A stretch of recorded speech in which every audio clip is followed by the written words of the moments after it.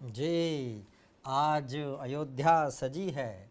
आप देख रहे होंगे आज जब प्रधानमंत्री वहाँ पे विभिन्न कार्यक्रमों में शामिल हो रहे हैं तो उस समय वहाँ पे गाना भी बज रहा है कि सजा दो फूल गुलशन के मेरे सरकार आए हैं। बेसिकली ये गाना प्रभु श्री राम के लिए है जी। और अयोध्या विभिन्न तरीके से सजी है, जैसे उस समय भी सजी थी जिस समय प्रभु श्री राम का पदार्पण हुआ था रावण से युद्ध के जीतने के बाद।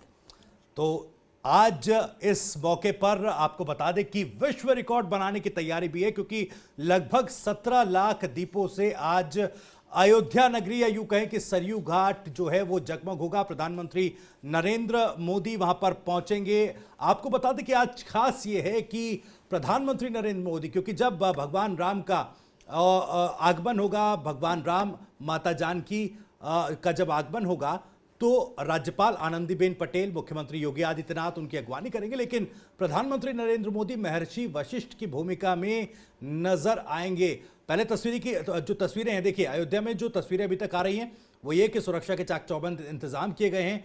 भव्य तरीके से अयोध्या को सजाया भी गया है। राम की जो पैड़ी है वहां पर दीपोत्सव कार्यक्रम होगा जिसमें लगभग 17 लाख दियों को एक साथ जलाया जाएगा। दीपोत्सव इस तरह से मनाया जाएगा और आज एक ऐतिहासिक पल का गवाह अयोध्या नगरी, राम नगरी बनेगी। किस तरह से आज भगवान राम, माता जानकी का यहां पर आगमन होगा वो तस्वीरें भी आपको दिखाएंगे। और देखिए किस तरह से जगमग है अयोध्या नगरी। अयोध्या में आज प्रधानमंत्री नरेंद्र मोदी दिवाली मनाएंगे। दीपोत्सव की पूरी तैयारियां कर ली गई हैं। पीएम के स्वागत के लिए अयोध्या पूरी तरह से सज संवर कर तैयार हो चुकी है। और आपको यह भी जानकारी दे दें कि पूरे 14 महीने बाद प्रधानमंत्री नरेंद्र मोदी अयोध्या आ रहे हैं। जिस तरीके से 14 सालों के वनवास के बाद भगवान श्री राम अयोध्या वापस लौटे थे रावण का वध करने के बाद, तो 14 महीनों के अंतराल के बाद ही प्रधानमंत्री नरेंद्र मोदी भी अयोध्या पहुंच रहे हैं। तो ये तस्वीरें हम लगातार टीवी9 डिजिटल पर आपको दिखाते रहेंगे। आज प्रधानमंत्री नरेंद्र मोदी अयोध्या पहुंचेंगे।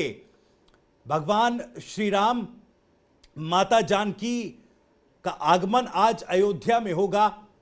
पुष्पक विमान में प्रतीकात्मक तौर पर एक हेलीकॉप्टर को पुष्पक विमान बनाया गया है जिसके जरिए जो है श्री राम और माता जानकी अयोध्या पहुंचेंगे। उनका राज्याभिषेक प्रधानमंत्री नरेंद्र मोदी महर्षि वशिष्ठ की भूमिका में रहकर करेंगे। तो यह तस्वीर आज बहुत महत्वपूर्ण होगी। हम आपको ये तस्वीरें लगातार दिखाएंगे। उससे पहले जो तस्वीरें अभी की हैं वो हम आपको दिखा दें।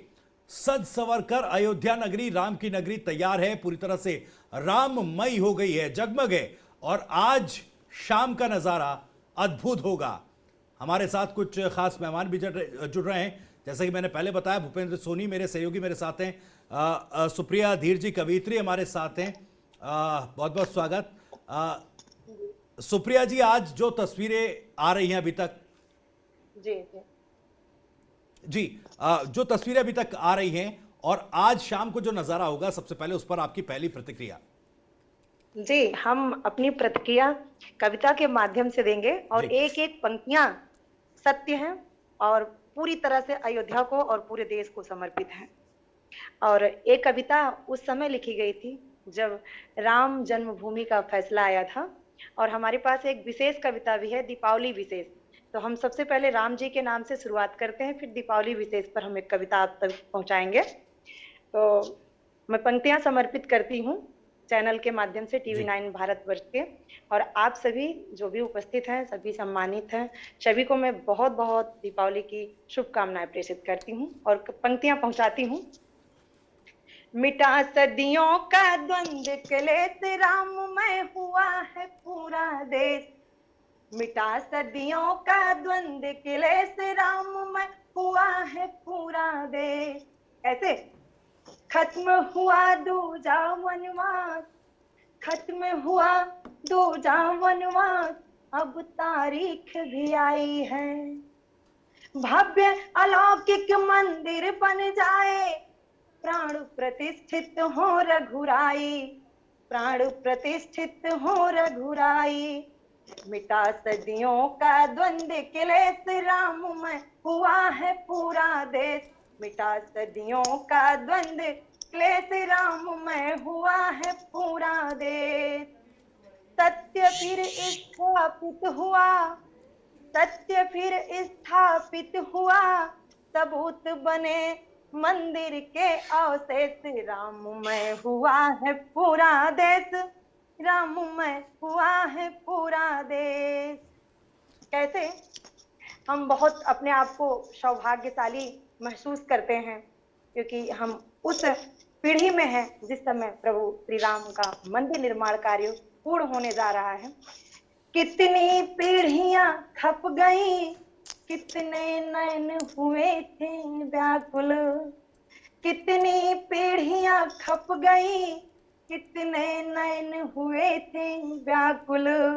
घर से बेघर थे मेरे राम, घर से बेघर थे मेरे राम, पर राम बसे थे हर दिल, पर राम बसे थे हर दिल।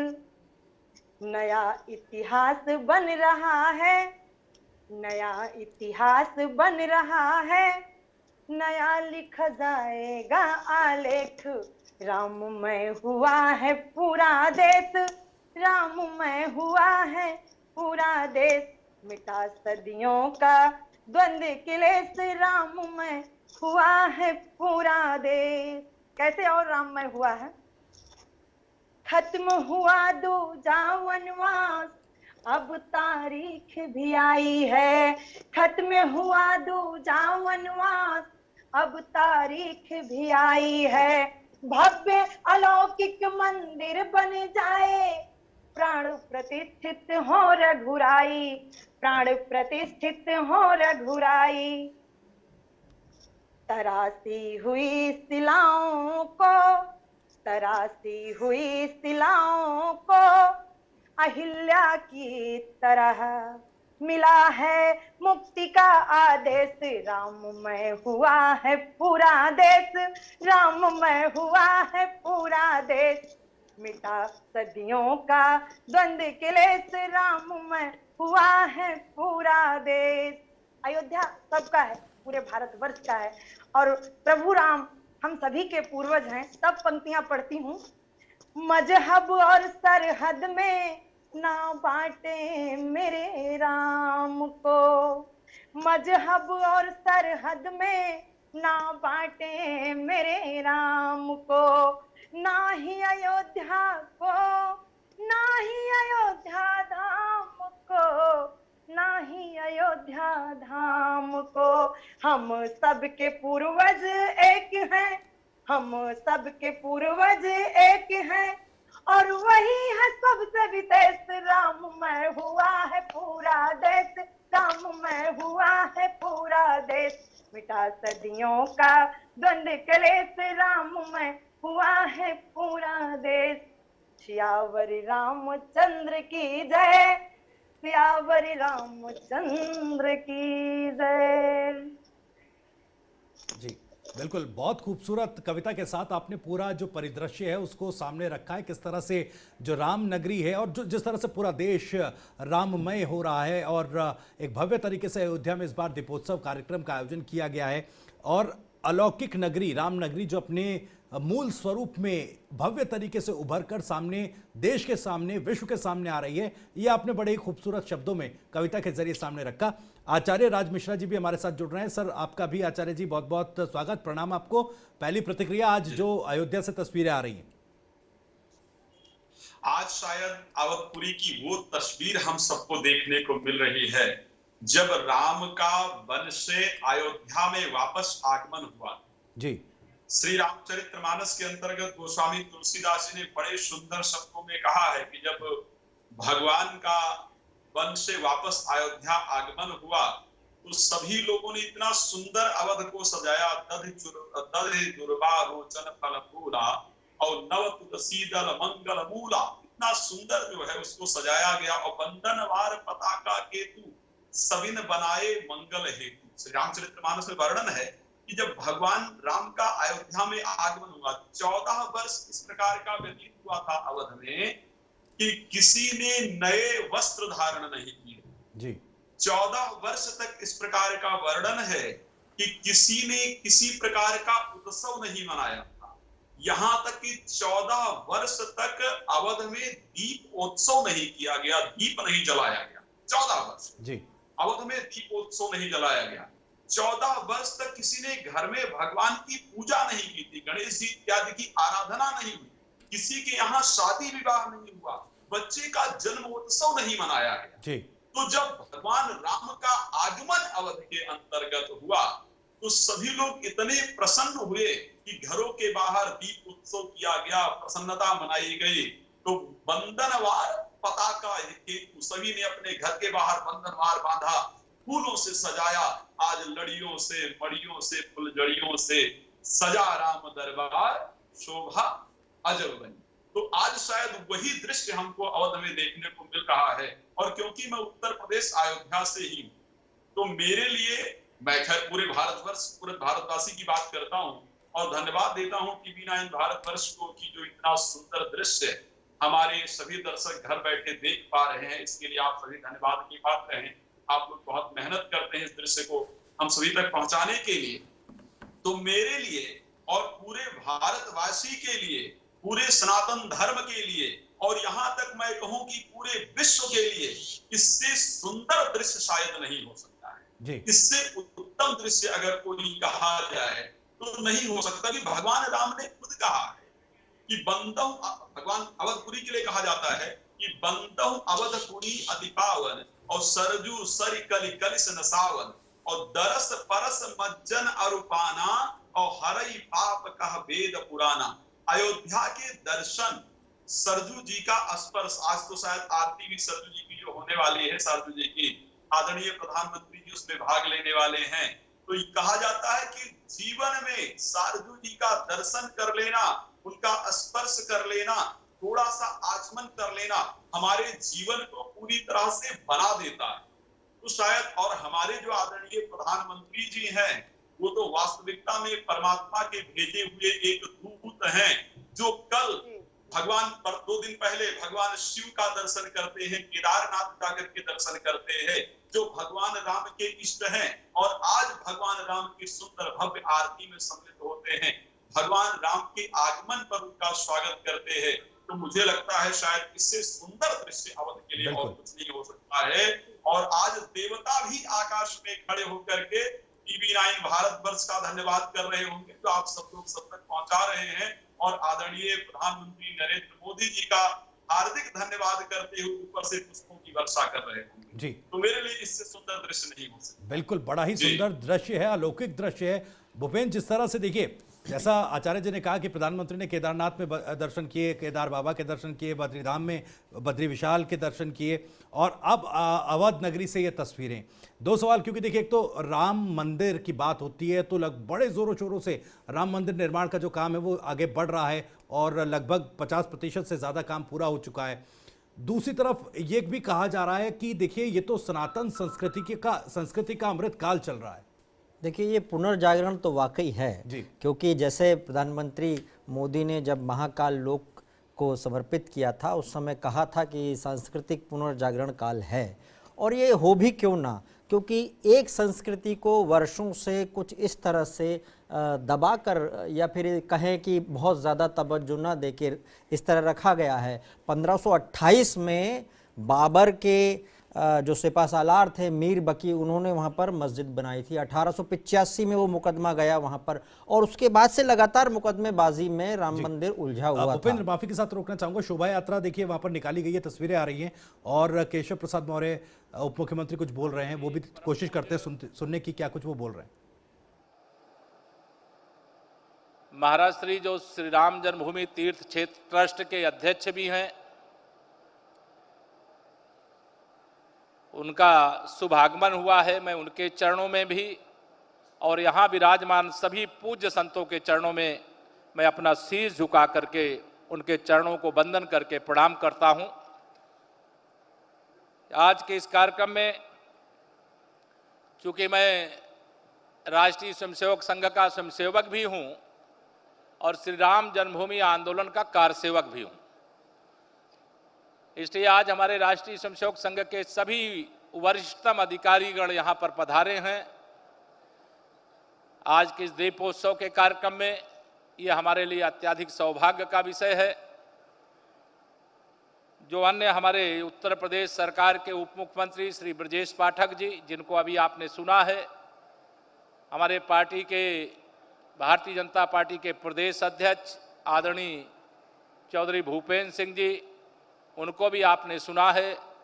हमारे प्रदेश सरकार जिस विभाग के अंतर्गत ये कार्यक्रम हो रहा है उसके मंत्री श्रीमान जयवीर सिंह जी और हमारे दूसरे मंत्री साथी श्री स्वतंत्र देव सिंह जी और यहाँ उपस्थित इतनी बड़ी संख्या में मेरे राम भक्त साथियों, पत्रकार मित्रों, आज का दिन इतना ऐतिहासिक है कि जैसा आनंद 5 अगस्त 2020 को हुआ था, जब श्री अयोध्या धाम में 500 साल की लड़ाई का अंत होता हुआ देखा था हम लोगों ने, और रामलला की जन्मभूमि पर भव्य मंदिर निर्माण करने के लिए पूज्य संतों के आशीर्वाद से,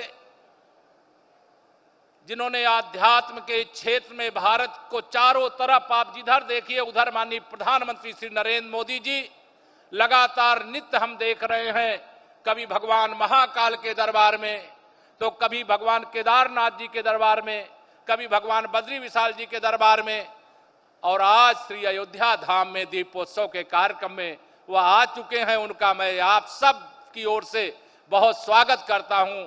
और अभी थोड़ी देर में हम सबके बीच बिल्कुल, तो उप मुख्यमंत्री केशव प्रसाद मौर्य भी देखिए वही बातें, उन्हीं बातों का जिक्र कर रहे हैं, किस तरह से आध्यात्मिक तौर पर एक नई छटा देश में बिखरी है। जी भूपेंद्र, अपनी बात आप पूरी कीजिए। जी, मैं ये कह रहा था कि 1528 में जब पहली बार मंदिर तोड़कर मीर बकी ने, जो कि बाबर का सलाहकार सिपहसालार था, उसने जब मस्जिद बनाई वहाँ पे, उसके बाद से फिर अंदर अंदर चल रहा था मामला। लेकिन 1885 में पहली बार ये मुकदमा कोर्ट तक आया और उसके बाद से लगातार हम देख रहे हैं। फिर उसके बाद में आज़ादी के बाद में वहाँ पर मूर्ति का प्राकट्य, और फिर उसके बाद में हमने ये देखा कि राजीव गांधी जी के समय में उसका ताला खुलना, और उसके बाद में फिर कार सेवा होना 1990 के बाद में, और ज़्यादा गतिविधि जब तेज़ हो गई थी उसके बाद में। और फिर अब ये जो समय था, इस बीच में राजनीति भी बहुत हुई। लोग पूछते थे मंदिर कहाँ बनाएंगे और मंदिर कब बनाएंगे, तारीख कब बताएंगे। तो फिर वो एक जुमला भी चलता था कि मंदिर वहीं बनाएंगे, तारीख भी बताएंगे। तो 5 अगस्त 2020, जैसा कि केशव प्रसाद मौर्य जी भी बता रहे हैं, वो दिन अयोध्या ही नहीं पूरे विश्व के लिए एक बहुत महत्वपूर्ण दिन इसलिए है क्योंकि राम इस देश की संस्कृति ही नहीं, राम विश्व भर की संस्कृति है जी। ऐसे करीब करीब 17 देश इस समय आपको मैं गिना सकता हूँ, Cambodia, Laos, Vietnam, Sri Lanka, Nepal, Bhutan, चीन में भी, कुछ जगह पर चीन में भी है, भले वहाँ बौद्ध धर्म मानते हैं हम, लेकिन उस जगह पे भी, मॉरिशस है, ऐसे कई जगह हैं जहां राम के चिन्ह हैं। और इंडोनेशिया और बाली द्वीप जो है वहां तो प्रत्यक्ष प्रमाण अभी भी हैं जी। तो राम इस देश की संस्कृति नहीं, विश्व की संस्कृति है। और विश्व की संस्कृति के अलावा राम एक मैनेजमेंट के भी बहुत बड़े एक तरीके के कहा जाए कि वो सबक देने वाले व्यक्तित्व है। उनका चरित्र ऐसा है। क्योंकि मैं नई पीढ़ी का हूँ, नई पीढ़ी, हमारी जैसी पीढ़ी, उनको लगता होगा भगवान क्या होते हैं भगवान, लेकिन भगवान का चरित्र वो होता है जो अनुकरणीय होता है। लोग उसको आप आचरण में ढालकर किस तरह से आगे बढ़ सकते हैं। रामचरितमानस जो था, गोस्वामी तुलसीदास जी ने 1550 के आसपास में, जब वो मस्जिद टूटी उसके बाद में वो उन्होंने लिखा, चित्रकूट के घाट पर भई संतन की भीड़, जो हम सुनते ना, तुलसीदास चंदन घिसे और तिलक करे रघुवीर। तो उसके बाद में उन्होंने चरित्र की जो विशेषताएं बताई हैं राम की, वो विशेषताएं जो हैं रोम रोम में लोगों के हैं। मुझे एक बात याद आती है, मैं जो सबसे विचित्र क्षण मुझे याद आता है वो उस समय का, जब राम पहुंचते हैं समुद्र के तट पर और समुद्र उन्हें रास्ता नहीं देता है और वो 3 दिन तक वहीं बैठे रहते हैं। लक्ष्मण जी को गुस्सा आ जाता है। इसमें मैनेजमेंट का सबसे बड़ा सबक देखिए। अब आप, मैं इसमें एक मैनेजमेंट का सबक क्या देखता हूं। तुलसीदास जी कहते हैं कि नाथ देव कर कवन भरोसा, सो सई सिंधु करई मन रोसा, कादर मन कहूं एक अधारा, देव देव आलसी पुकारा। आप गुस्सा हो जाओ और तुरंत इसको बाण से आप निपटा दो समुद्र को, ऐसा लक्ष्मण जी कहते हैं। नहीं तो ये जो आप तसल्ली दे रहे हो वो आलसी मन की है। लेकिन वहां पर 3 दिन तक वो इंतजार करते हैं, किसी को अनुनय विनय और ये सब चलता रहता है। यहां पर मैनेजमेंट का ये सूत्र है कि अगर आपको, वो शत्रु तो था नहीं समुद्र, अगर आपको उससे कुछ काम है तो आप उससे अनुनय विनय करिए पहले, और उसके बाद में फिर सबको पता है कि विनय न मानत जलद जड़, गए 3 दिन बीती। विनय नहीं मान रहा था, जलधि जड़ मतलब समुद्र मूर्ख था।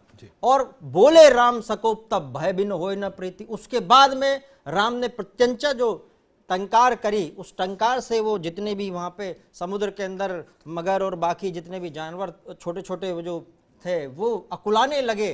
तुलसीदास जी ने वर्णन किया इसका कि किस तरह से समुद्र का पानी सूखने लगा, तब समुद्र आके स्वयं उनके साथ प्रत्यक्ष हो गया। तो इसका मतलब ये भी है, मैनेजमेंट का सबसे बड़ा गुण, कलयुग के लिए सबसे बड़ा विशेषता है कि जब सीधी उंगली से घी नहीं निकले तो टेढ़ी उंगली करनी पड़ती है। एकमात्र ये जगह है जहां पर श्री राम का वो गुस्सा नजर आता है। हालांकि इसके ऊपर बहुत सारे एपिसोड बने मीडिया के भी, और उन्होंने कहा कि ये विश्व हिंदू परिषद ने श्री राम की फोटो जो लगा रखी है वो उसी समय की क्यों लगा रखी है जिसमें वो गुस्सा दिखा रहे हैं। लेकिन ये एक मैनेजमेंट का सूत्र है कलयुग का कि सीधी उंगली से घी नहीं निकलता, टेढ़ी करिए। जी बिल्कुल। आप राम, क्योंकि भगवान श्री राम के चरित्र को लेकर, क्योंकि उनका चरित्र ही है अनुकरणीय जिसको लेकर कहा जाता है। सुप्रिया धीर जी, मैं आपके पास आ रहा हूँ क्योंकि रामचरितमानस इस पर, और जैसा भूपेंद्र जी ने भी जिक्र किया, देखो अलग अलग पहलू पर इसको समझने की जरूरत है कि हम राम चरित्र का इंटरप्रिटेशन किस तरह से करते हैं, क्योंकि हर एक मोर्चे पर, हर एक पहलू पर अलग अलग तरीकों से इसको, अपने जीवन को बेहतर इससे हम बना सकते हैं। इस पर कुछ आपकी टिप्पणी और प्रतिक्रिया। पंडित जी ने बहुत अच्छी बात बताई, और आपके चैनल पर उपस्थित है महोदय, मैं उनके नाम से थोड़ा सा अभी, भूपेंद्र सोनी देवराही जी, उपेंद्र सोनी जी ने बहुत अच्छी बात कही। मुझे सबकी बातें मैं बहुत ध्यान से सुन रही थी और बहुत अच्छी लगी बातें सबकी। तो जैसा कि मैं एक कवित्री हूँ तो कविता के माध्यम से अपनी बात रखूंगी। आप गद्य में अपनी बात रखते हैं और हम अपनी बात पद्य में रखते हैं, बस फर्क इतना ही होता है जी। तो 4 पंक्तियां मैं देश को समर्पित करती हूँ इस दीपावली पर, कि जो हम दीपावली आज मना रहे हैं, किसकी वजह से हम मना रहे हैं, उसका असली हकदार कौन है। सबसे पहले उनको बधाई, सबसे पहले उनको बधाई, सरहद पे खड़े जो मेरे भाई, सरहद पर खड़े जो मेरे भाई, जिनके कारण चैन की नींद सोते हैं हम ओढ़ रजाई, सोते हैं हम ओढ़ रजाई। तो मैं अपने सैनिकों को बहुत बहुत दीपावली की हार्दिक शुभकामनाएं प्रेषित करती हूँ। और जैसा कि इस समय रामचंद्र जी जो हमारे पूजनीय हैं, प्रभु श्री रामचंद्र जी, मैं उनके लिए कुछ पंक्तियां समर्पित करती हूँ। और दीपावली विशेष है, और उपेंद्र जी हैं, पंडित जी हैं, और आप सभी को मैं वो पंक्तियां समर्पित करती हूँ, देश को समर्पित करती हूँ कि हमारी दीपावली कैसे हो। और प्रभु फिर से आने वाले हैं और आ चुके हैं, बस घर में पहुंचने वाले हैं। सुनिएगा। किसी छोर ना बचे अंधेरा, किसी छोर ना बचे अंधेरा, ना मन में अहंकार, किसी छोर ना बचे अंधेरा, ना मन में अहंकार। प्रभु राम घर वापस आए, प्रभु राम घर वापस आए, शुभ मंगलमय, शुभ मंगलमय दीपावली त्योहार, दीपावली।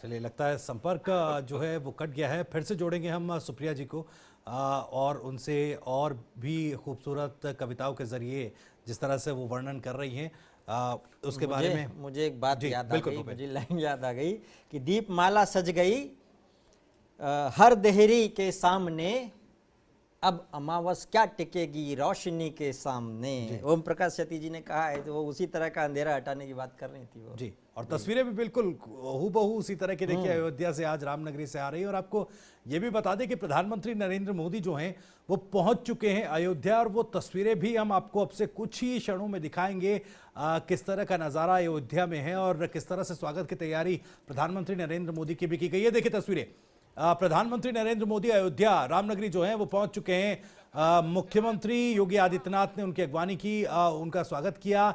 राज्यपाल आनंदीबेन पटेल भी उनके साथ मौजूद हैं। तो पीएम की दिवाली अयोध्या वाली ये देखिए दर्शन कर रहे हैं, नमन कर रहे हैं प्रधानमंत्री नरेंद्र मोदी। श्रद्धावनत हैं इस समय, एक परिवारजक श्रद्धावनत हैं इस समय, विकास पुरुष श्रद्धावनत हैं आदि पुरुष के समक्ष इस समय, नए भारत के स्वप्न दृष्टा श्रद्धावनत हैं। और समूचे राष्ट्र की ओर से भगवान श्री राम लला विराजमान के चरणों में पहुंचे हैं राष्ट्र मंगल की कामना करने के लिए।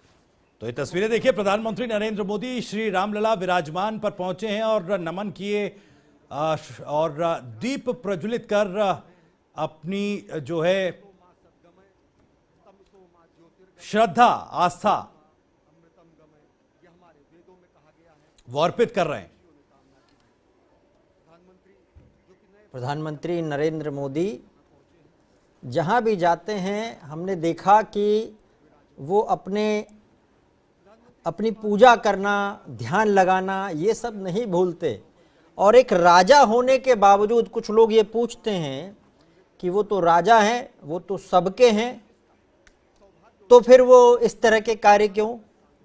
तो उसका जवाब कई लोगों से हमने सुना, तो उसका निचोड़ ये निकला कि राम तो सबके हैं, देश की संस्कृति सबकी है, हम अपने पूर्वज थोड़ी बदल सकते हैं, हमारे पूर्वजों ने जो हमको ज्ञान दिया वो हम बदल थोड़ी सकते हैं। तो ये पूर्वजों के ज्ञान ने जो हमको दिया है उसके तहत जो संस्कार दिए हैं वो बदले नहीं जा सकते, और वो चल रहे हैं। नरेंद्र मोदी जी की विशेषता ये है कि वो धर्म भी और राजनीति भी दोनों का सामंजस्य बिठाते हुए चलते हैं। और इसीलिए कुछ लोग ये भी कहते हैं कि ये धर्मनिरपेक्ष देश है, लेकिन देखा जाए तो ये धर्म सापेक्ष देश है। ये हमारे प्रत्येक काम आप सुबह से लेकर रात तक उठा के देख लीजिए, धर्म के हिसाब से ही होते हैं। चाहे कोई भी यहाँ हिंदुस्तान में रह रहा हो, किसी भी मजहब का, किसी भी धर्म का रह रहा हो, तो हम धर्म सापेक्ष हैं। और धर्म की जब एंट्री राजनीति में होती है तो राजनीति सुधर सकती है, सुधर जाती है। कैसे सुधरती है? एक श्लोक है, धृति क्षमा दमोस्तेय शौचमिंद्रिय निग्रहम धीर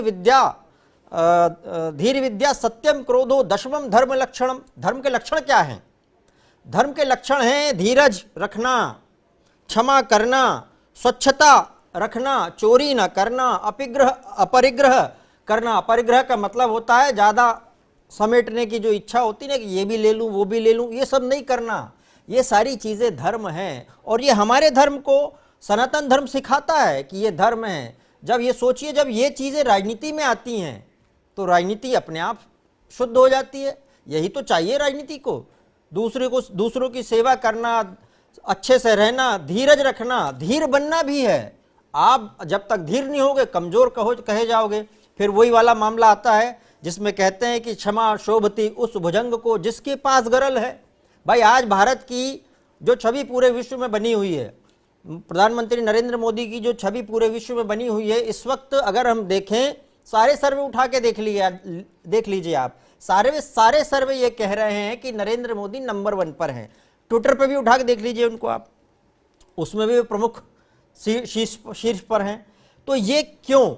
ये नंबर 1 बनना मकसद नहीं है, लेकिन ये इसलिए है क्योंकि जो धर्म को साथ लेके चलता है वो सबको साथ लेके चलने की उसमें हिम्मत अपने आप आ जाती है। और इसलिए वो कहते हैं कि सबका साथ सबका विकास। बिल्कुल, सबका साथ सबका विकास सबका विश्वास, ये एक फॉर्मूला जो तय किया गया देश की प्रगति के लिए। भूपेंद्र आचार्य राज मिश्रा जी, जैसे भूपेंद्र जी ने भी जिक्र किया कि भाई कुछ राजनीति करने वाले लोग ये कहते हैं कि भाई जब सेकुलर कंट्री है, धर्मनिरपेक्ष कंट्री है, तो प्रधानमंत्री के इस तरह मंदिर मंदिर घूमने से क्या फायदा। तब एक तर्क निकल कर आता है कि भाई पंथ निरपेक्ष देश हो सकता है लेकिन पंथ विहीन तो देश नहीं है ना, और राष्ट्र की पहचान जो है वो ये तस्वीरें बखूबी बयां कर रही हैं। आचार्य राज मिश्रा जी। श्री रामचरितमानस में गोस्वामी तुलसीदास जी ने बहुत सुंदर शब्दों में कहा है जी कि मुखिया मुख सो चाहिए, खान पान कहूं एक, और पालई पोसई सकल अंग तुलसी सहित विवेक।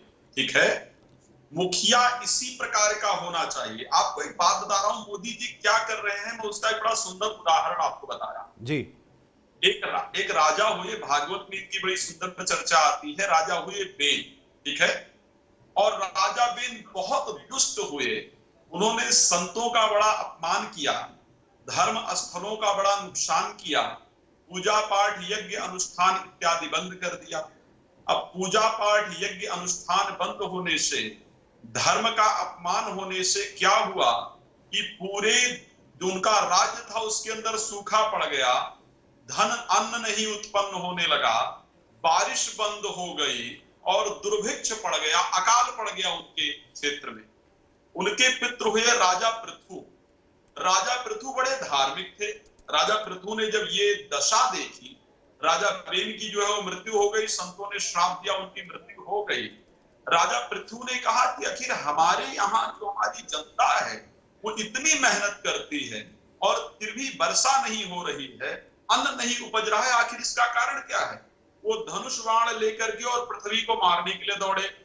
पृथ्वी हाथ जोड़ करके उनके सामने खड़ी हो गई और उन्होंने कहा, हे राजन, आपके पूर्वजों ने बहुत अन्याय किया है, आपके पूर्वजों ने धर्म को पूरी तरह से विनष्ट कर दिया है, धर्म को पूरी तरह से निष्क्रिय कर दिया है, जिस कारण से आज धरती उपजाऊ नहीं रह गई, जिस कारण से आज बारिश नहीं होती, जिस कारण से आज किसान बोता तो 4 किलो है लेकिन पाता 2 किलो। तो बोले क्या किया जाए? बोले धर्म को बढ़ाइए, धर्मो रक्षत रक्षता। जब आप धर्म को बढ़ाएंगे, धरती प्रसन्न होगी, तो निश्चित रूप से आपको अपने आप धरती में जो बोएंगे उससे अधिक आपको प्राप्त होगा।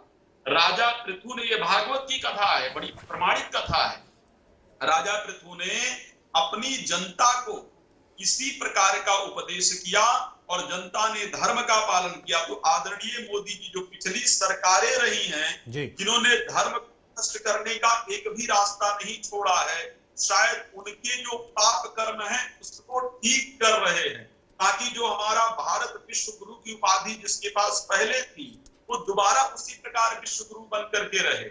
और मैं इन्हीं की बात, जो हमारे क्या नाम है आदरणीय आपके जो साथी बता रहे थे, सुंदरकांड का जो वर्णन कर रहे थे श्री रामचरितमानस के अंतर्गत, कि जहां पर भगवान राम 3 दिन तक तपस्या करते रहे, विनय न मानत चलत जड़ गए 3 दिन भी, और बोले राम सकोप तब भय बिन हो ही न प्रीत, और 60 सन विनय कुटिल सन प्रीति, सहज कृपन सन सुंदर नीति, और ममता रथ सन ज्ञान कहानी, अति लोभी सन विरत बखानी। ये भगवान राम के शब्द थे। तो कुछ लोग तो इस संसार में निश्चित रूप से इस प्रकार के होंगे कि जब देश तरक्की कर रहा हो, जब देश वृद्धि कर रहा हो, जब देश में कुछ अच्छा हो रहा हो, तो उनको अच्छा नहीं लगेगा। कुछ लोग इस प्रकार के हर जगह होते हैं जो अपने दुख से कभी पीड़ित नहीं होते, इसको ध्यान रखिए। दूसरा सुखी है, इससे उनको अधिक पीड़ा होती। तो जो कंडीशन है यहाँ पर, कुछ लोग निश्चित रूप से ये बात करने का प्रयास करेंगे धर्मनिरपेक्ष है। अरे राम जी से सीखो, तो राम जी धर्म नहीं है, राम जी हमारा जीवन है, राम जी विश्व की धरोहर है। आपको मैं बताना चाहता हूं, बाली कहीं पर एक जगह है, भले कौन सी, मेरे पास एक दर्शक आई थी मिलने के लिए, इंडोनेशिया या शायद कौन सी जगह है, उन्होंने बताया कि वहां पर मुस्लिम कंट्री होते हुए भी दोपहर को 12 बजे हर जगह, सारे मॉल में, होटल्स में, रेलवे स्टेशन पे, हवाई अड्डे पर गायत्री मंत्र 3 मिनट के लिए सब कुछ बिल्कुल शट डाउन किया जाता है। जहां जो है वहां खड़ा हो जाएगा, राष्ट्रगान की तरह गायत्री मंत्र बजाया जाता है और उससे उनका जो देश है उसमें पॉजिटिविटी रहती है। वो मानते हो मुस्लिम कंट्री है, साहब हम लोग वहां पर है जहां से धर्म की स्थापना हुई है, जहां से धर्म निकला है, तो बाहर के लोग इसको स्वीकार कर रहे हैं। और हमारे यहाँ कुछ राक्षसत्व प्रवृत्ति के लोग हैं जो इसको नष्ट करने का प्रयास कर रहे हैं। तो मैं धन्यवाद करूंगा परमपिता परमात्मा का कि प्रधानमंत्री ऐसा हमें प्रदान किया है, एक युग पुरुष हमको दिया है जो दोबारा से धर्म की स्थापना करके और हम सबको प्रसन्न करने का, हमारे जीवन को सुखी करने का प्रयास कर रहे हैं। बिल्कुल जी बिल्कुल। आचार्य जी लौटूंगा आपके पास। सुप्रिया जी, चूंकि जिस तरह से तमाम चीजें कही गई, राम, भगवान राम, चूंकि वो सिर्फ हम जो ये तस्वीरें आ रही हैं, इस धर्म, अगर इसको सिर्फ हिंदू धर्म से जोड़कर देखा जाए, ये महज हिंदू धर्म की एक तस्वीर नहीं है, बल्कि ये राष्ट्र की पहचान है। भगवान राम धरोहर है, तो राष्ट्र की पहचान नए सिरे से जो ये तस्वीरें स्थापित हो रही हैं कि देखिए भारत की पहचान आखिर है क्या, इस पर राष्ट्र की पहचान को लेकर अगर कुछ पंक्ति आप कह पाए। जी बिल्कुल, जैसा कि आपने कहा कि हिंदू केवल धर्म नहीं है, मैं अपनी पंक्तियां रखना चाहती हूँ। हिंदू केवल धर्म नहीं है, हिंदू केवल धर्म नहीं है, जीने की पद्धति का दर्पण, जीने की पद्धति का दर्पण। हिंदू केवल धर्म नहीं है, हिंदू केवल धर्म नहीं है, जीने की पद्धति का दर्पण, जीने की पद्धति का दर्पण। हिंदू केवल धर्म नहीं है, यहाँ गाय हमारी माता है, भूमि से सीधा नाता है। हम गाय से दूध निकालते हैं जरूर, लेकिन उसके बछड़े के लिए छोड़ देते हैं। यहाँ गाय हमारी माता है, भूमि से सीधा नाता है। जितनी जरूरत उतना पोषण, जितनी जरूरत उतना पोषण, नहीं करते हम प्रकृति का शोषण, नहीं करते हम प्रकृति का शोषण, नहीं करते हम प्रकृति का शोषण।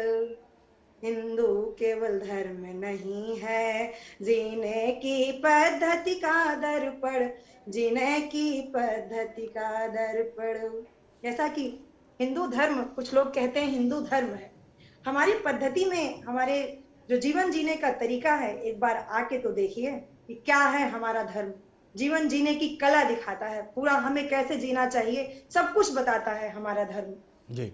और अगर आपका आदेश हो तो बीच में हमारी आवाज कट गई थी, तो हम अपनी दीपावली की विशेष पंक्तियां आप सभी को समर्पित करें। बिल्कुल मैम, पूरी कीजिए। और जी, किसी छोर ना बचे अंधेरा, हमारी ऐसी ईश्वर से कामना है सभी के लिए।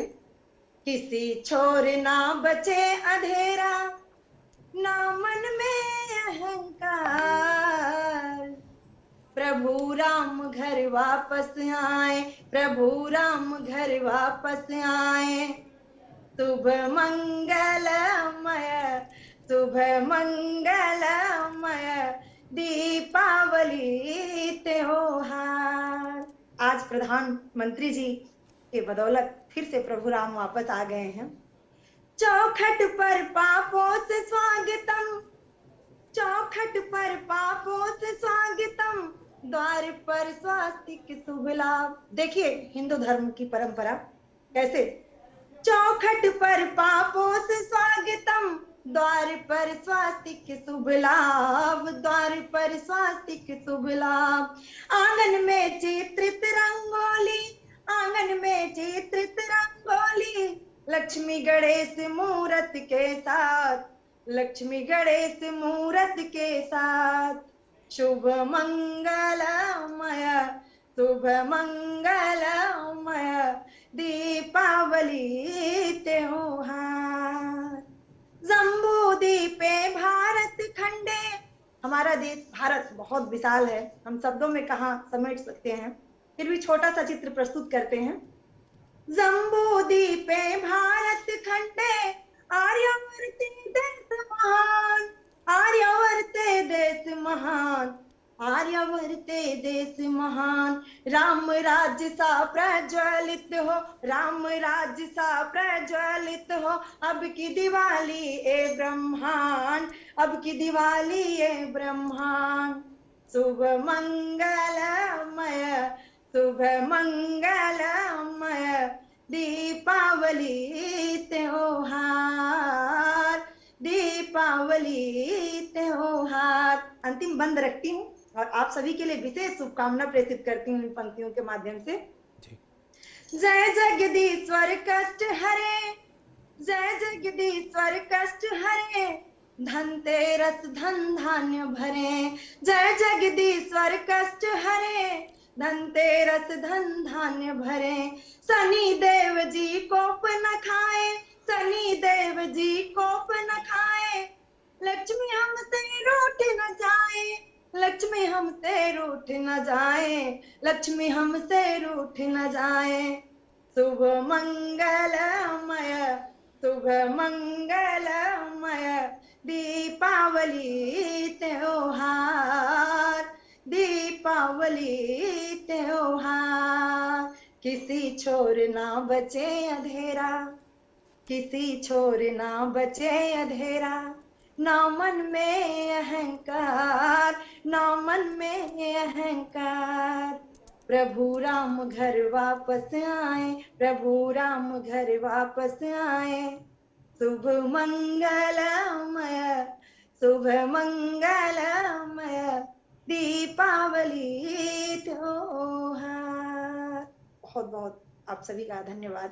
बहुत ही खूबसूरत कविता के जरिए आपने पूरा वर्णन किया मैम। लेकिन ये तस्वीरें हम दो दर्शकों को दिखा दें। पहले अयोध्या पहुंचे प्रधानमंत्री नरेंद्र मोदी, श्री रामलला विराजमान पर सबसे पहले वो नतमस्तक हुए। उसके बाद अब देखिए प्रधानमंत्री नरेंद्र मोदी जो राम मंदिर निर्माण कार्यों का जायजा ले रहे हैं और तस्वीरों के माध्यम से जो व्यवस्थापक हैं वहां पर वो प्रधानमंत्री नरेंद्र मोदी को तमाम चीज़ों से अवगत करा रहे हैं, कहां तक निर्माण कार्य पहुंचा है, किस तरह से ये निर्माण कार्य आगे बढ़ रहा है। और मुख्यमंत्री योगी आदित्यनाथ, राज्यपाल आनंदीबेन पटेल और तमाम जो व्यवस्थापक हैं, प्रबंधक हैं कार्यक्रम के, वो उनके साथ मौजूद हैं। तो भव्य तस्वीरें आज रामनगरी अयोध्या से सामने आ रही हैं। आज प्रधानमंत्री छोटी दीपावली के मौके पर दीपोत्सव कार्यक्रम जो आयोजित अयोध्या में किया गया उसमें शामिल होने के लिए पहुंचे और सीधी तस्वीरें लगातार TV9 डिजिटल के माध्यम से हम आप तक पहुंचा रहे हैं। तो हर पल हर क्षण की तस्वीर हम आपको दिखाएंगे। आप बने रहिए TV9 डिजिटल पर और ज़्यादा से ज़्यादा हमारे इस चैनल को सब्सक्राइब करें, शेयर करें, ताकि ज़्यादा से ज़्यादा लोगों तक ये तस्वीरें जो हैं वो पहुँचें और लोगों तक जो सांस्कृतिक विरासत भारत की है उसके किस तरह से वो विरासत अब एक बार फिर से अपने मूल स्वरूप में दिखाई दे रही है, वो तस्वीरें तमाम लोगों तक पहुंचे। भूपेन जी, ये तस्वीरें बहुत महत्वपूर्ण इसलिए भी हैं क्योंकि ये हमारे मन में ये बात पहुंचा रही है कि जो हमारा इतिहास था वो क्या था। कालांतर में क्या हुआ जी, जब 7वीं शताब्दी 8वीं शताब्दी के बाद में इस देश के ऊपर दूसरे देशों का कुछ ऐसे लोगों का या आतताइयों का प्रभाव बढ़ने लगा जो अपनी इच्छा चलाना चाहते थे। उसके बाद से जो इतिहास था उसको धीरे धीरे मिथ बना दिया गया जी। तो माइथोलॉजी में कन्वर्ट हो गया। माइथोलॉजी बेसिकली इतिहास ही। अगर आप भारतवर्ष के किसी भी जगह पर रामपथ गमन पर आप जाइए एक बार तो आपको वहां विभिन्न चिन्ह दिखाई देंगे। आप चित्रकूट में चले जाइए, चित्रकूट में वहां आपको चिन्ह दिखाई देंगे, भगवान श्री राम के कुछ अवशेष मिलेंगे। उससे आगे आप निकल जाइए धीरे धीरे उस तरफ में छत्तीसगढ़ तरफ, वहां पूरा आपको रामपथ गमन दिखाई देगा। फिर उसके आगे आप उधर कर्नाटक से होते हुए, फिर आंध्र और कर्नाटक से होते हुए आपको दक्षिण तक पूरा रामपथ गमन दिखाई देगा। और श्रीलंका में भी, श्रीलंका सरकार ने भी ये कहा कि हमने भी राम और सीता के अवशेषों की खोज कर ली है और वहां की सरकार बाकायदा एक पर्यटन प्रोग्राम चलाती है ताकि यहाँ के लोग जाएं और वहां पर्यटन देखें कि कहां कहां राम के चरण पड़े थे। इंडोनेशिया सरकार भी इसी तरह का कुछ करती है। वहां की तो एयरलाइंस का नाम भी गरुड़ रखा गया है और वहां पर लोगों के नाम भी, मैं एक ड्राइवर से मिला इंडोनेशिया के, उसका नाम आदित्य था, एक का नाम यशवर्धन था, दूसरे व्यक्ति से मिला, मैंने कहा तुम्हारा धर्म क्या है, तो उन्होंने कहा कि हम मुस्लिम हैं। तो उन्होंने अपनी परंपरा नहीं बदली, लेकिन उन्होंने कहा कि हमने केवल अपना मजहब बदला है, पूर्वज नहीं बदले। तो ये जो विश्व की संस्कृति में है, कंबोडिया, लाओस, नेपाल, थाईलैंड बहुत बड़ी संस्कृति है जहां पर सनातन संस्कृति का अवशेष आपको आज भी मिल जाएगा। और सनातन संस्कृति पूर्णतः वैज्ञानिक संस्कृति है, ये एक लाइफ स्टाइल है। लाइफस्टाइल, और वो फिर आपको अलग अलग तरीके की चीजें बताती है। अयोध्या महत्वपूर्ण क्यों है? अयोध्या महत्वपूर्ण इसलिए है क्योंकि प्रभु श्री राम का जन्म हुआ, यहां से राजा को वनवास होता है, और राजा जिस तरह से वो, आप ये उस व्यक्ति की मनोभाव समझिए कि उस व्यक्ति को कल राज सिंहासन मिलने वाला है, प्रभु श्री राम को राज सिंहासन मिलने वाला है, और एक माता के कहने पर पिता ने उनको कहा। आप देखिए, लोग कहते हैं, वो कुछ लोग कहते हैं कि वो कौन सा वो मित्र गवार, कौन सा शूद्र पशु नारी वाला एक चौपाई लेके कहते हैं कि वो तो ठीक नहीं कहा, लेकिन वो उसका अर्थ अलग है बेसिकली, उसके अर्थ पे हम बाद में आएंगे। लेकिन माता के कहने पर पिता ने पुत्र से जो कहा, पुत्र ने वो आज्ञा रखी।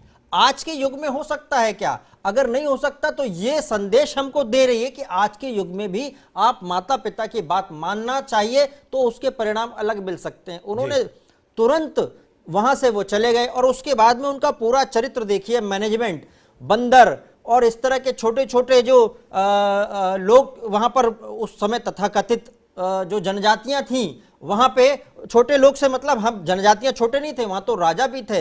किष्किंधा के राजा के अलावा भी वहां पे बहुत केवट जो थे वो केवट राज कहे जाते थे वहां पर। तो ऐसे सभी लोगों को जोड़कर, बाकी और भी जो जनजातियां बहुत छोटी छोटी हिस्सों में रहती थी, उनको जोड़कर उन्होंने एक सेना बनाई। बंदरों को उठाकर उन्होंने एक सेना बना दी, पुल बना डाला, पुल बनाने के बाद में वहां चढ़ाई कर दी, अलग अलग तरीके के आयुध उनको मिले, हनुमान जी की खोज कर ली उन्होंने कि भाई हनुमान जी को भेजना चाहिए। तो मैनेजमेंट देखिए आप, ये कि एक कार्य जो बिल्कुल असाध्य था, जो हो नहीं सकता था, क्योंकि रावण तो विश्व भर में यह माना जाता था कि वो मायावी है और त्रिकालदर्शी है, शिव का भक्त है, उससे कौन जीत सकता है? तीनों लोगों को जिसने जीत लिया, ग्रहों को, 9 ग्रहों को जिसने अपने घर में, अपने महल में कैद कर रखा था, कुबेर जो कि स्वामी है, धन का स्वामी है, उसको उसने कैद कर रखा था, उससे कौन जीत सकता था? लेकिन प्रभु श्री राम ने ये व्यवस्था करी, ये सेना बनाई बंदरों की, भालुओं की। और आप ये देखिए, मुझे एक प्रसंग बड़ा जबरदस्त लगता है, वो आधुनिक समय में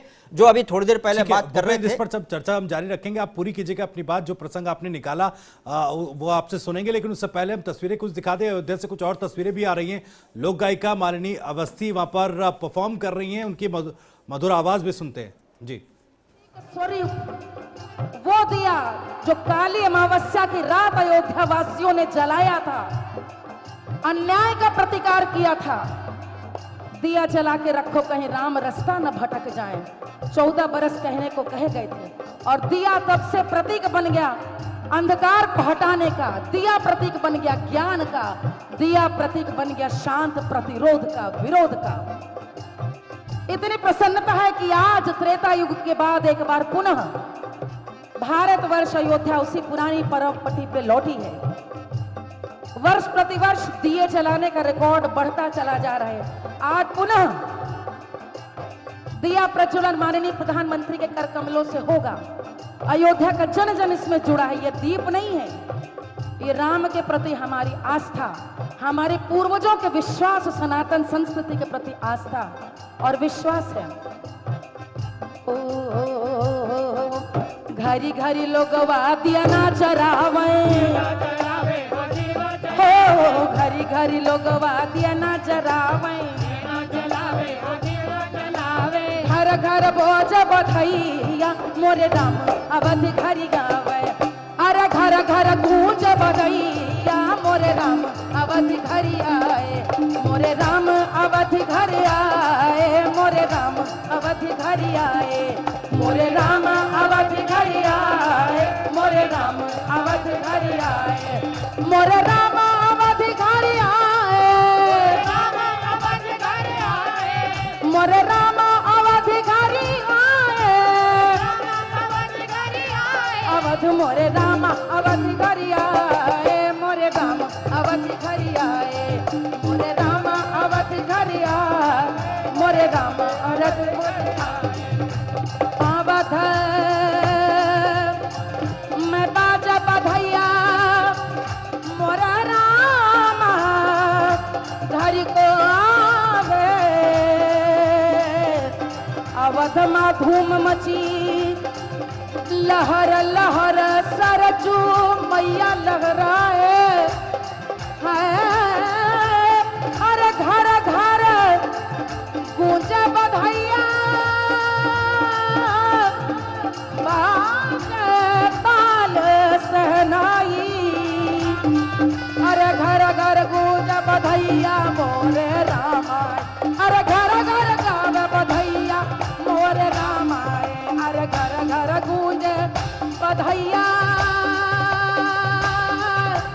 गूंजे बधैया, अरे घर घर दिया ना पारे, अरे घर घर दिया ना चलावा, अरे बालक बूढ़ पुरनिया मोरे रामाय, अरे घर घर गावे बधैया मोरे रामाय, अरे घर घर गूंजे बाजा झांझ मृदंग सहनैया, देखो हनुमान उड़ी आए, अरे देखो संगे हनुमानी उड़ी आए, अरे दाए चल हैं जानकी मैया, दाए चलत हैं जानकी मैया, दाए चलत हैं जानकी मैया, बाए लक्ष्मण भैया, भाए लक्ष्मण भैया रे मोरे राम अवध घर आए, मोरे राम अवध घर आए, मोरे राम अवध घर आए, मोरे राम अवध घर आए, मोरे राम अवध घर आए, मोरे राम अवध घर आए, मोरे राम अवध घर आए, अवध मोरे राम अवध घर आए, मोरे राम अवध घर आए, मोरे राम अवध घर आए, मोरे राम अवध घर आए, मोरे राम अवध घर आए, मोरे राम अवध घर आए, अवध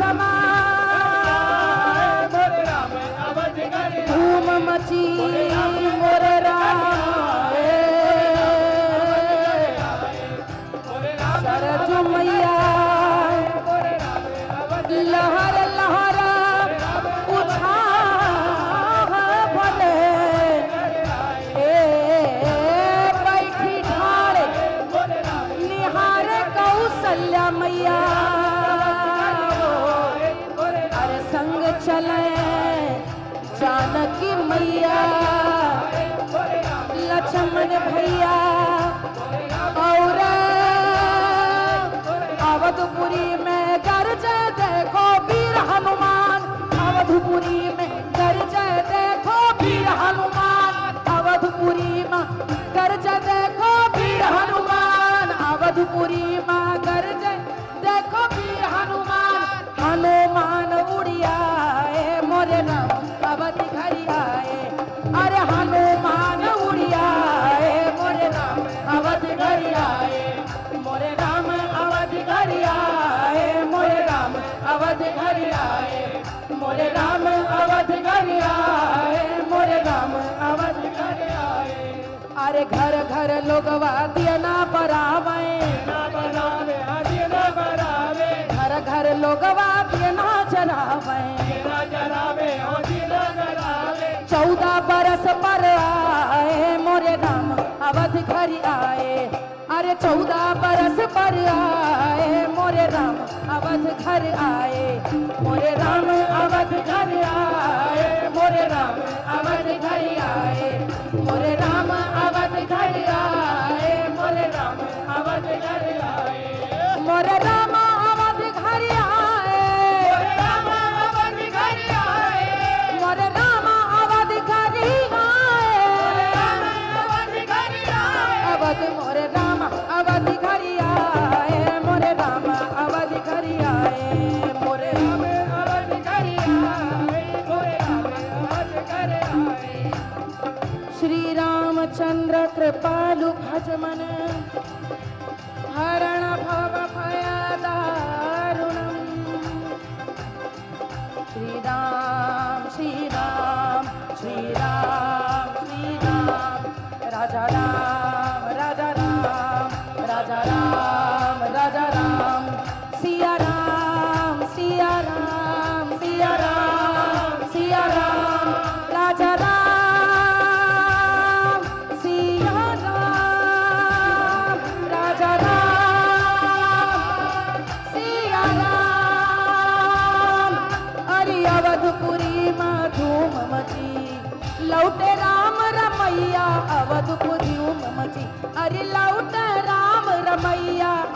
में धूम मची। लौटे राम रमैया अवध में धूम मची। अरे लौटे राम रमैया अवध में धूम मची। अरे लौटे राम रमैया अवध में धूम मची। अरे लौटे राम रमैया अरे सबके हृदय बसैया अवध में धूम मची। अरे अवध में लौटे रमैया अवध में धूम मची। अरे अवध धूम लौटे अवध में धूम मची। अरे घर घर गूंज सहनैया अरे घर घर बाजे ढोल अवध में धूम मची। अरे घर को लौटे रमैया अवध में धूम मची। अरे घरी घरी 9 लाख दिया ना अवध में धूम मची। अरे घर घर बाज बधैया अवध में धूम मची। गावे भांज झांझ ढोल ढोल झांझ झांझ ढोल बाजाए झाल मृदंग अरे बाजाए झांझ मृदंग अरे बाजाए झांझ मृदंग अवध में धूम। अरे बाजाए झांझ मृदंग अवध में धूम मची। अरे बाजाए तार सनैया अवध में धूम रही। अरे बाजाए ढाल सनैया अवध में धूम रही। अरे अवध में धूम मची लौटे है राम रमैया अवध में धूम मची लौटे है राम रमैया। दाएं चले माई जानकी दाएं चलता माई जान। अरे बाएं लक्ष्मण भैया अवध में धूम मची। अरे बाएं लक्ष्मण भैया अवध में धूम मची। अरे घर घर गाज बधैया अवध में धूम मची। अरे घर को लौटे रमैया अवध में धूम मची। अरे गावे अरे गूंजे बधैया सोहर अवध में धूम मची। अरे घर घर गूंज सनैया अवध में धूम मची। अरे लौटे हृदय बसैया अवध में धूम मची। अरे लौटे राम रमैया अवध में धूम मची। अरे घर घर गूंज बधैया अवध में धूम मची। अरे घर घर गाव बधैया राम आए। अरे घर घर गूंज बधैया अवध में धूम मची। अरे बाजे बाजे बाजे सहनैया अरे बाजे सहनैया अवध में धूम मची। अवध में धूम मची। अरे घर घर बाज बधैया अवध में। अरे घर घर बाज सहनैया अवध में धूम मची। अरे गूंजे राम रमैया अवध में धूम मची। राह रोके अयोध्या वासी राह निहारे अयोध्या टक टक ताक अयोध्या वासी टक टक अयोध्या वासी। राह निहारे अयोध्या वासी राह निहारे अयोध्या वासी। पंथ निहारे अयोध्या वासी आ गए जगत रमैया अवध में धूम मची। अरे घर घर बाज बधैया अवध में धूम मची। अरे घर घर बाज बधैया अवध में धूम मची। अरे घर घर बाज बधैया अवध में धूम मची। मुझे याद है भगवान राम का जो जीवन चरित्र है, कौन ऐसा है जो उनके जीवन से प्रेरणा नहीं पाता? कौन ऐसा है जिसको राम स्वीकारते नहीं, अपनाते नहीं?